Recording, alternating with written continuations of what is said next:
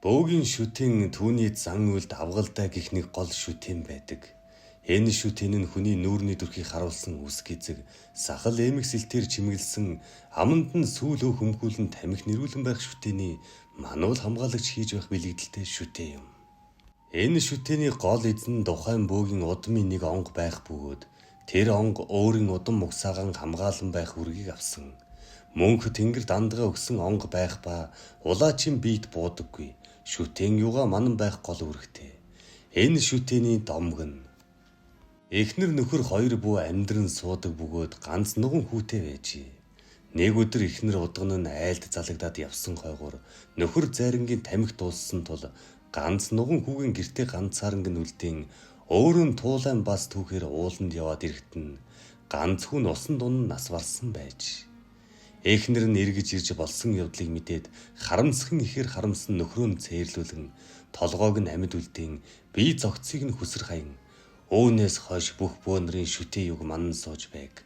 Хэмээн цаа зөвгөн тангараг тавьсан учиртай. Энэ хүү домгоос үндэслэн авгалдайнд тамхи татуулдаг болжээ.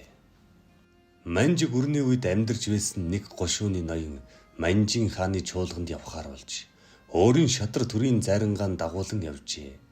Манжин хааны чуулганд товлсон өдрөн ирсэн байж. Нэг шөнийн дараа Ар Монголоос ирсэн хошуу ноёныг хүлээж авах зарлиг гарan тэдэж бэлдэж байтал хошуу ноёны ёслол хүндэтгэлийн дээл гэртэн орхигдсон үлдсэн байх тул бөөн асуудал үүсч. Ингээд өөрийн шадар зайрангаан ямар нэг аргаар авчиргсан лүндэн буусан тул зайран шүн дөлөөр бөөлж эхэлж. Бөөлөختөө ноёны гаансыг авч тэгээд л бөөлөд байж өөрөөр бөөлөө дуусаж гинэ. Ингэж бөөлөختөн өөрийн онгыг Ар Монгол бүр ноёны гэр тавиачин гэрээс дээл юуг нь аваад оронд нь гаансыг нь үлдээн тэмдэг тавиад өөрөөр дээлийг авчирч. Гэтэл дээлийн дотоод хормоо жаахан газарт чирэгдэн сэмэрсэн байж.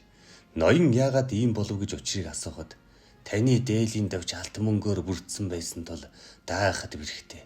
Хүнд байснаас ийм болов гэжээ. Ийхүү ноён саадгүй Манжин хаанд бараалгасан гэдэг.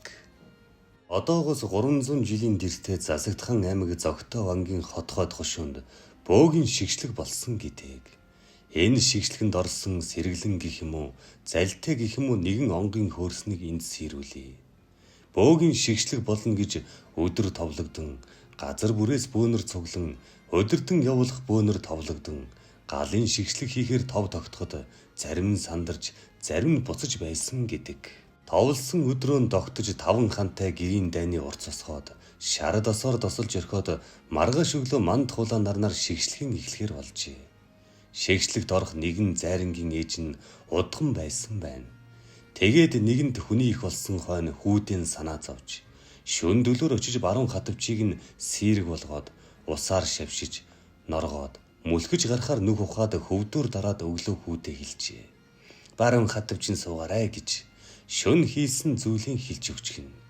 Товлсон цаг болж шигшлэгт орох бөөнрийг бүгдийг нь оруулан уртцаан шатааж эхэлж. Утаа маях гал дүрлзээд хоолой ам гашуу оргиж бөөнөрч бөөлж эхэлж гин. Бөөн дуун чимээ орилон гал гэдг нь дүрлзээд энэ үед нөгөө газар лугаан зүтгэхэд мөлгөж. Эхэлж зүтгсээр байгаад гараад ирж. Амнаас нь хол оллоо гэх барагцаанд бөөлж эхлээд л бараг хамаг түрүүнд гарч ирсэн бололтой байна гин. Зарим нь зад татан гарч ирээд зарим нь түлэгдэж үхээд л их л хэцүү байсан гэдэг. Чадалтай нэг нь дүүлээд гараад ирдэг гэсэн. Иймэрхүү галын шигшлэг болдог байсан байна.